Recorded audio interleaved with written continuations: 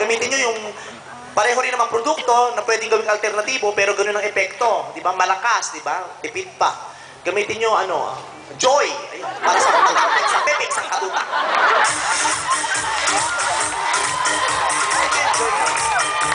Diba? Bongga yung Joy. Yung ate ko nga ang ginagamit, Surf. Kaya pag naaboy ng boyfriend niya, you're not my baby no more. Pero yung lola ko, sabi ng lola ko, naku, yung mga bata ngayon, maarte na lang. Ngayon na lang sila may feminine wash. Panahon na namin, wala. Ang ginagamit lang namin panghugas dati, yung hugas bigas. O yung panghugas ng bigas, yun lang ang ginagamit. Tapos para bumango, yung ari iipitan ng pandan. Eh, lola ko, wais, hindi pandan ang iniipit, laurel. Kaya pag naamoy ng lola ko, nakadobo ka, no? Nakain na! Tawagin mo ang barkada mo! Iba-ibang trip yun. Kanya-kanyang trip. Talagang itong gabi to, sisiraan ko yung mga babae para wala nang pumatol na lalaki.